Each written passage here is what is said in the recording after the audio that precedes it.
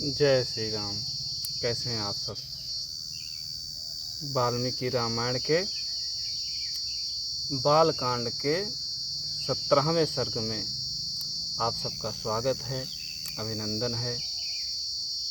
प्रभु श्री सीताराम जी से निवेदन है कि आप सबकी बुद्धि शुद्ध रखें और ताकि जीवन आपका सुखमय रहे। वाल्मीकि रामायण के 17वें सर्ग के दूसरे भाग में आप सबका स्वागत है। ब्रह्मा जी कहने लगे कि एक बार मैं जमुआई ले रहा था तो मेरे जमुआई से एक वृक्ष की उत्पत्ति हुई जो जाम्बवंत के नाम से इस समय धरती पर विराजमान है। तो आप सब भी ऐसे ही अपने क्षमता, योग्यता और बल के अनुसार वानरों को, वृक्षों को इस धरती पर उत्पन्न करो। और कितने? सैकड़ों सैकड़ों और हजारों हजार।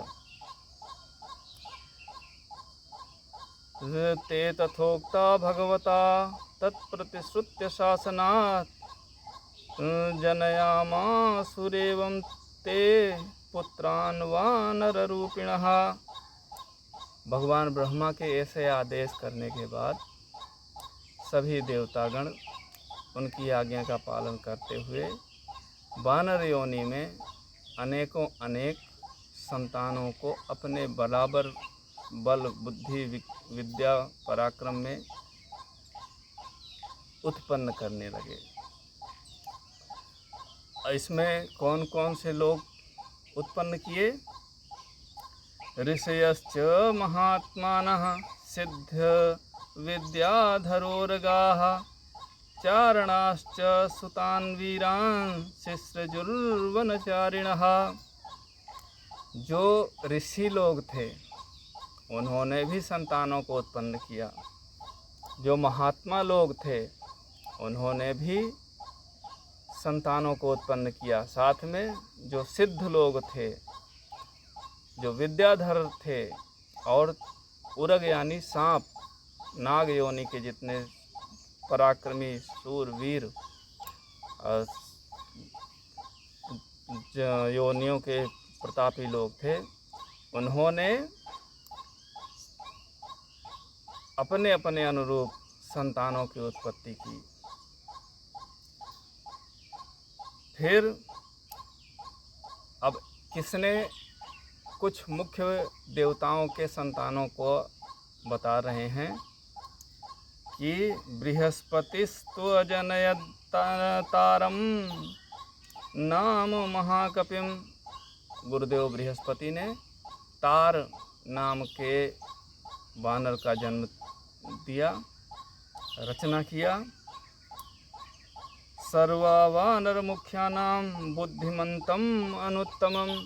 जो सभी वानरों में अत्यंत बुद्धिमान थे और अनुत्तम थे, उनसे उत्तम बुद्धि वाला कोई नहीं था। फिर धनदस्य सुतः श्रीमान वानरो गंधमादनः। कुबेर जी ने गंधमादन नाम के वानर का जन्म दिया। विश्वकर्मा त्वजनयन्नलं नाम महाकपिम। विश्वकर्मा जी ने नल नाम के वानर का जन्म दिया। ये वही नल हैं जिन्होंने मिलकर के सेतुबंध रामेश्वरम के उस सेतु का निर्माण किया था जो लंका और भारत को जोड़ता था। पावकस्य सुतः श्रीमान नीलो अग्नि सदृश प्रभः। अग्नि देवता पावक, अग्नि देवता के पुत्र का नाम नील था और वो भी अग्नि के समान ही तेजस्वी, तपस्वी और प्रतापवान थे। तेजसा यशसा वीर्यांस आदित्य चरित्य वीर्यवान। वो इतने पराक्रमी थे, इतने तेजवान थे नील जी कि स्वयं सूर्य देव के तेज को वो ढक देते थे अपने तेज से। अर्थात सूर्य देव से भी अधिक तेजवान थे नील जी। रूप द्रविण संपन्नाओ अश्विनौ रूप सत्तमौ महेंदम च द्विविधम चैव जनयामास सुतः स्वयं। अब इसके बाद अश्वनी कुमारों ने, क्योंकि अश्वनी कुमार हमेशा जोड़े में रहते हैं, तो इन्होंने संतान भी जोड़े में ही उत्पन्न किया। एक का नाम द्विविद था, दूसरे का नाम मयंद था। फिर वरुण देव ने वरुणो जनयामास सुषेणम नाम वानरम शरभम जनयामास परजन्यस्तु महाबलः। वरुण देवता ने सुषेण नाम के वानर को पैदा किया, जन्म दिया, उत्पन्न किया। और पर्जन्य कहते हैं बादल को। तो जो ये बादल हैं, इन बादलों ने मिल करके,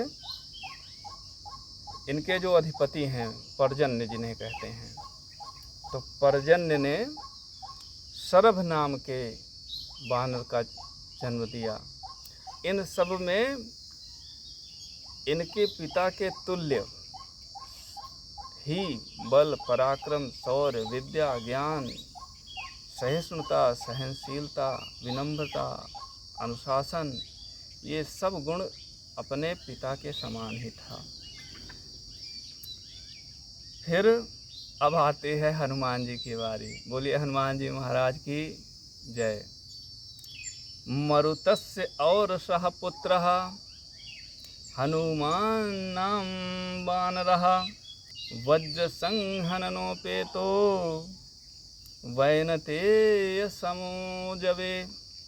हनुमान जी को बता रहे हैं कि मारुतस्य औरसः पुत्रः, औरसः मतलब इकलौते, मरुत भगवान के, मरुत गणों के इकलौते पुत्र हनुमान जी नाम के वानर हुए। और वज्र संहनन उपेतम, उनका उपेत यानी शरीर वज्र के समान मजबूत, बलवान, पराक्रमी था। और वैनतेय समो जवे, जवे मतलब होता है युद्ध में, वैनतेय मतलब होता है गरुण जी। जैसे गरुण जी झपट करके युद्ध करते हैं और दसों दिशाओं में घूम करके संहार करते हैं, ऐसे ही हनुमान जी के अंदर क्षमता थी कि वो दसों दिशाओं में गरुण की तरह, चील की तरह टूटते थे और हर तरफ तबाही मचा देते थे, शत्रु सेना में भगदड़ मचा जाते थे। ते सृष्टा बहु सहस्रा दशग्रीव वधोद्यताः। 10 ग्रीव अर्थात रावण के वध के लिए उद्यत होकर के इन सब देवताओं ने अपने अपने हिसाब से, अपने अपने शक्ति पराक्रम के अनुसार अपने अपने संतानों के रूप में वानरों को जन्म दिया। और ये सभी वानर अत्यंत बुद्धिमान थे, अत्यंत बलवान थे। फिर इसके साथ में अप्रमेय बलावीरा विक्रांताः कामरूपिणः। अप्रमेय बल, जिसके कोई मापन नहीं किया जा सकता। प्रमेय मतलब नापना, अप्रमेय मतलब जिसे नापा नहीं जा सकता। तो अप्रमेय बल से युक्त थे। और विक्रांताः, विक्रमशील थे, पौरुष पराक्रम सब भरा हुआ था। क्या होता है कि लड़ाई वैसे सबके मन में होती है, लेकिन टिकता वही है जिसमें सहनशीलता होती है, नहीं तो 2 थप्पड़ लगने के बाद फिर वो वहाँ टिकता नहीं है। तो इसके लिए सहनशीलता भी होनी चाहिए कि युद्ध में चोट लगती है, घाव लगते हैं, लेकिन वहाँ रुकना है, अपने कार्य को अंतिम परिणाम तक ले जाना है। इसलिए रुकना ज़रूरी होता है।